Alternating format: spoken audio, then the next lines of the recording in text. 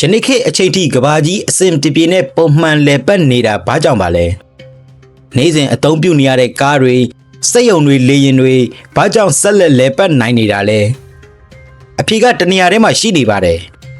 အဲ့ဒါကတော့ကဘာအရေးကြီးဆုံးသောရေနံလမ်းကြောင်းဖြစ်တဲ့ Hormuz ရေလက်ကြားကနေဖြတ်တန်းခွင့်ရနေလို့ပဲဖြစ်ပါတယ်ဒီနေရာဟာအလျား103မိုင်အကျယ်ဆုံးနေရာမှာတော့22မိုင်ပဲရှိတဲ့ရေလမ်းကြောင်းလေးပါတကဘာလုံးကအသုံးပြုနေရတဲ့ရေနံရဲ့9ပုံ1ပုံကျော်ဟာဒီနေရာကနေပဲဖြတ်တန်းသွားရတာပါ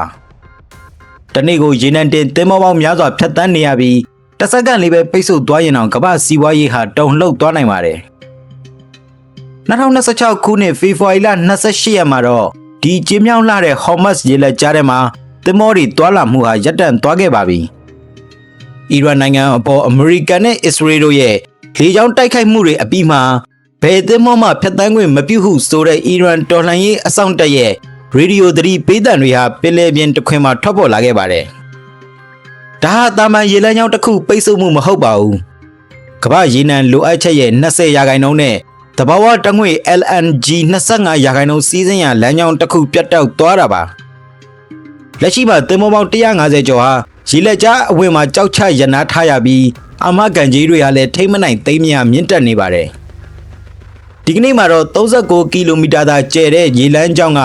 ဘာကြောင့်ကမ္ဘာစီးပွားရေးကိုဖမ်းဆုပ်ထားနိုင်ရတာလဲ။တမိုင်းတစ်လျှောက်ဘလို့စစ်ပွဲတွေဒီနေရာမှာဖြစ်ခဲ့တာလဲ။ဘာကြောင့်ဒီရေလမ်းကြောင်းဟာအီရန်တို့ရဲ့အဓိကကျတဲ့လက်နက်တပ်ဖွဲ့ဖြစ်နေရတာလဲ။ကမ္ဘာစီးပွားရေးအပေါ်ဘလို့ရိုက်ကတ်မှုတွေရှိနိုင်လဲဆိုတာနဲ့လက်ရှိတင်းမာမှုတွေကကမ္ဘာကြီးကိုဘလို့ချင်းချောက်နေလဲဆိုတာတွေကိုအသေးစိတ်လေ့လာကြည့်ရအောင်ဗျ။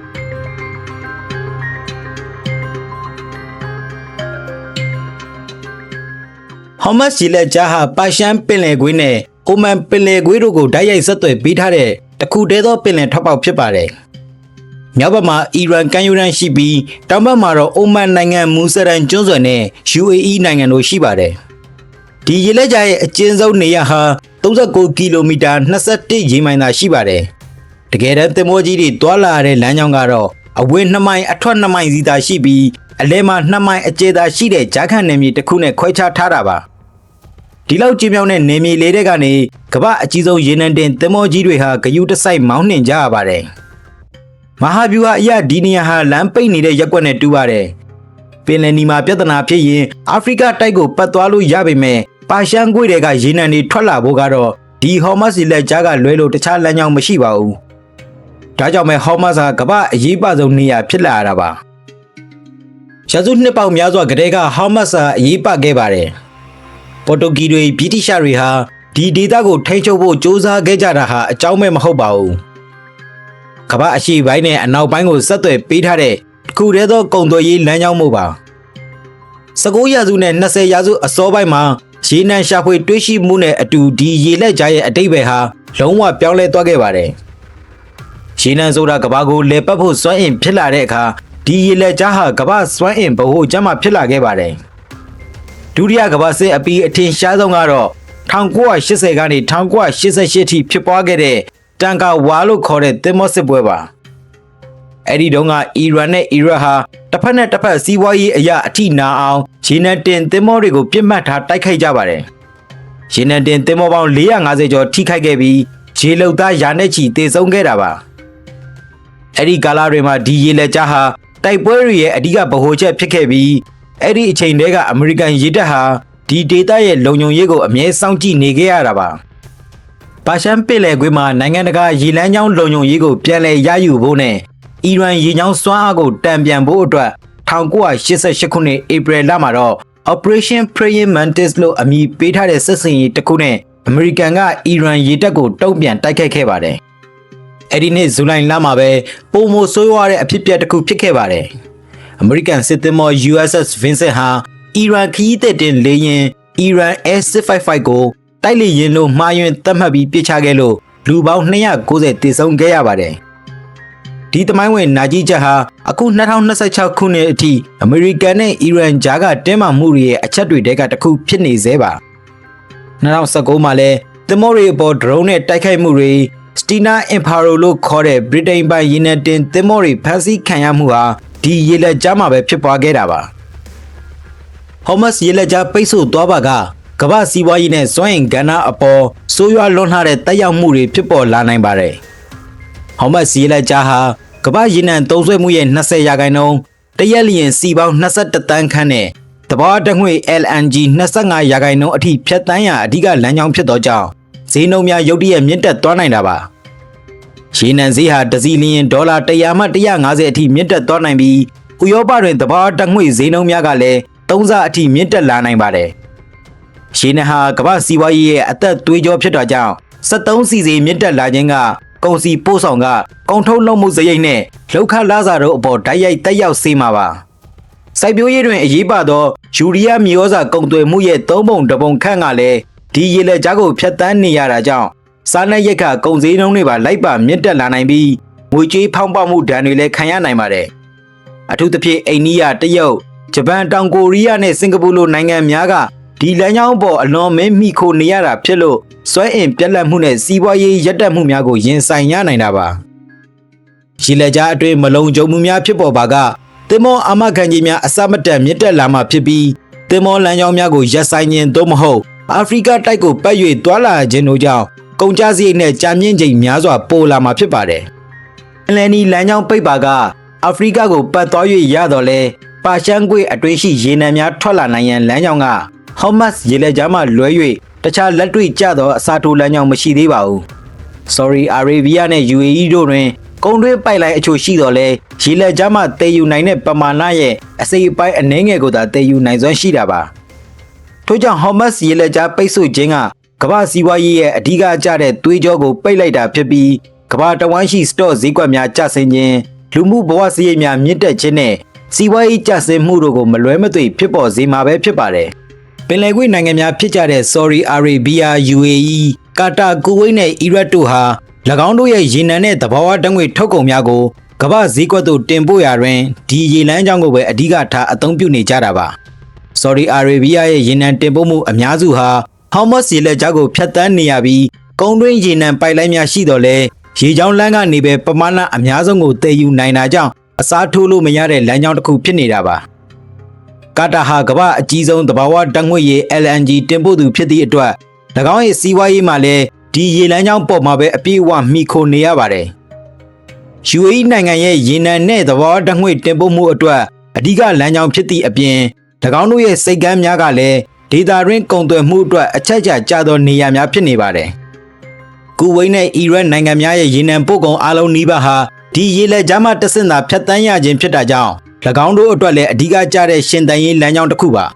။အိုမန်နိုင်ငံဟာရေလက်ကြားရဲ့အဝင်ဝတွင်တည်ရှိနေတာကြောင့်ပထဝီနိုင်ငံရေးအရာအလွန်ရေးပါပြီးရေကြောင်းလုံခြုံရေးနဲ့တွာလာမှုများကိုစောင့်ကြည့်ထိန်းသိမ်းရာတွင်အဓိကကျသောနိုင်ငံဖြစ်နေပါတယ်။ဒီရေနံတွေရဲ့86%ကျော်ဟာအာရှကိုဦးတည်နေတာပါ။အထူးသဖြင့်တရုတ်၊အိန္ဒိယ၊ဂျပန်၊တောင်ကိုရီးယားနဲ့စင်ကာပူလိုနိုင်ငံတွေကဒီလမ်းကြောင်းအပေါ်မှာအပြည့်အဝမှီခိုနေရပါတယ်။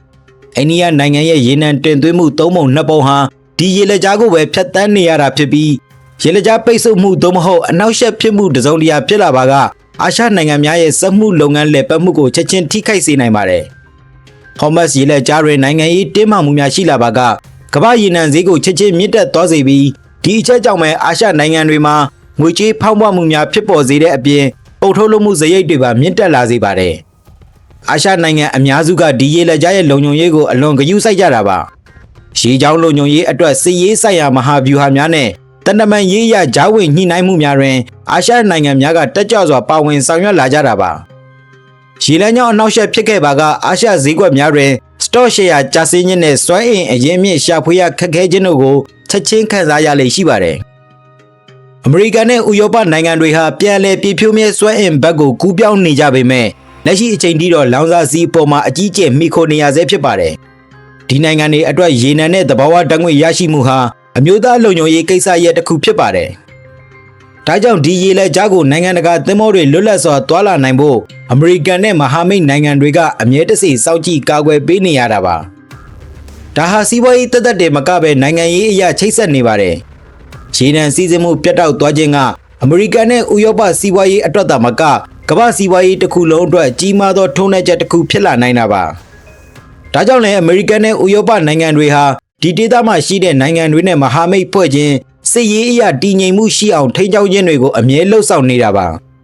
အီရန်နိုင်ငံအတွက်ဟာမတ်စ်ရေလက်ကြားဟာအလွန်အစွမ်းထက်တဲ့နိုင်ငံရေးအရာညှိနှိုင်းမှုပြုလုပ်ရနေရဖြစ်ပြီးယနေ့အချိန်ထိကမ္ဘာပေါ်မှာအန်ဒီရဲ့အရှိဆုံးနေရာတွေထဲကတစ်ခုပါအီရန်ဟာဒီရေလက်ကြားကိုပိတ်ပစ်နိုင်တဲ့စွမ်းအားရှိတယ်လို့အမြဲချိန်ချောက်လေးရှိပါတယ်အမေရိကန်နဲ့မဟာမိတ်နိုင်ငံတွေကတော့ဒီရေလမ်းကြောင်းကိုဖွင့်လှစ်ထားဖို့အတွက်စစ်သင်္ဘောတွေအမြဲချထားရပါတယ်အီရန်ရဲ့ဒုံးကျည်စမ်းသပ်မှုတွေဒရုန်းတွေရဲ့ချိန်ချောက်မှုတွေနဲ့အမေရိကန်ရဲ့ရေတပ်အင်အားပြမှုတွေဟာဒီနေရာမှာပဲနေစဉ်လိုဖြစ်ပျက်နေတာပါဒါဟာရှင်သန်မှုအတွက်လောင်ကြီးကြီးမားတဲ့အားပြိုင်ပွဲတစ်ခုပါပဲအီရန်တော်လှန်ရေးအစောင့်တပ်ဖွဲ့ IRGC မှနိုင်ငံတကာကုန်တင်သင်္ဘောများကိုခေတ္တထိန်းသိမ်းခြင်းသို့မဟုတ်တိုက်ခိုက်ခြင်းများပြုလုပ်လေ့ရှိပါတယ်ပင်လယ်ရေပြင်ရောက်မိုင်းထောင်ခြင်းဒရုန်းများကိုအသုံးပြု၍စောင့်ကြည့်ခြင်းတိုက်ခိုက်ခြင်းများကြောင့်သင်္ဘောများတွာလာရာတွင်စိတ်ချရမှုနည်းပါးလာပါတယ်2026ခုနှစ်မှာတော့အခြေအနေတွေကအရင်ကထက်ပိုရှုပ်ထွေးလာတာပါအမေရိကန်နဲ့အစ္စရေးရဲ့တိုက်ခိုက်မှုတွေကြောင့်အီရန်ကရေလက်ကြားကိုပိတ်ဖို့ဆုံးဖြတ်ခဲ့ပြီးပင်လယ်ပြင်မှာရှိနေတဲ့သင်္ဘောတွေအတွက်တော့လုံခြုံရေးစိုးရိမ်နေရတဲ့အခြေအနေပါ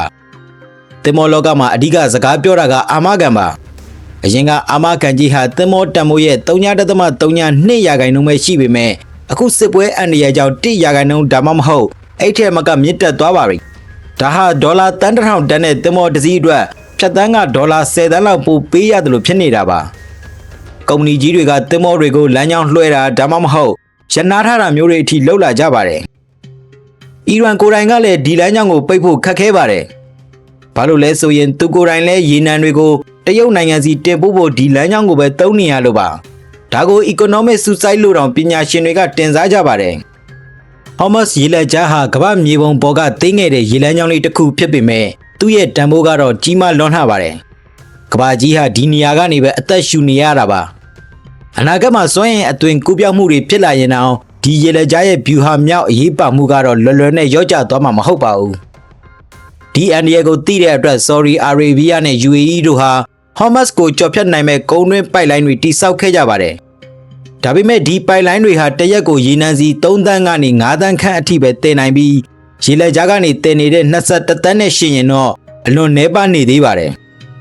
သင်္ဘောတွေဆက်ပြီးသွာလာနေတဲ့၍ဒီနေရာမှာနိုင်ငံရေးတင်းမာမှုတွေဆက်ရှိနေအောင်မှာပါတကမ္ဘာလုံးဟာဒီရေလမ်းကြောင်းလေးပေါ်မှာဘယ်လောက်ထိအမိခိုနေရတယ်လဲဆိုတာကိုဒီနေ့မှပြန်ပြီးသတိပြုမိကြပါလိမ့်မယ်ဒီကုန်းချုပ်ပြောရရင်ဟာမတ်စ်ရေလက်ကြားဟာကမ္ဘာကြီးရဲ့ခေတ်သစ်လောင်စာစနစ်ကိုထိန်းချုပ်ထားတဲ့နေရာဖြစ်နေအောင်မှာပါဒီနေရာမှာဖြစ်ပွားတဲ့နိုင်ငံရေးတင်းမာမှုတွေဟာကမ္ဘာကုန်စည်နှုန်းဖောင်းပွားမှုအဖြစ်ကိုရောက်လာဖို့ရပ်ပိုင်းပဲလိုပါတယ်ဒါကြောင့်ဒီတင်းမာမှုတွေဟာဘလို့အဆုံးသတ်မလဲကမ္ဘာစီးပွားရေးရဲ့ပင်မသွေးကြောဟာပြန်လည်ပွင့်သွားမလားဒါမှမဟုတ်အမောင်တူတဲ့ရောက်သွားမလားဆိုတာကတော့လက်ရှိစစ်ရေးအခြေအနေတွေပေါ်မှာမူတည်နေပါတယ်အချိန်ပေးကြည့်ရှုခဲ့ကြတဲ့အတွက်ကျေးဇူးတင်ပါတယ်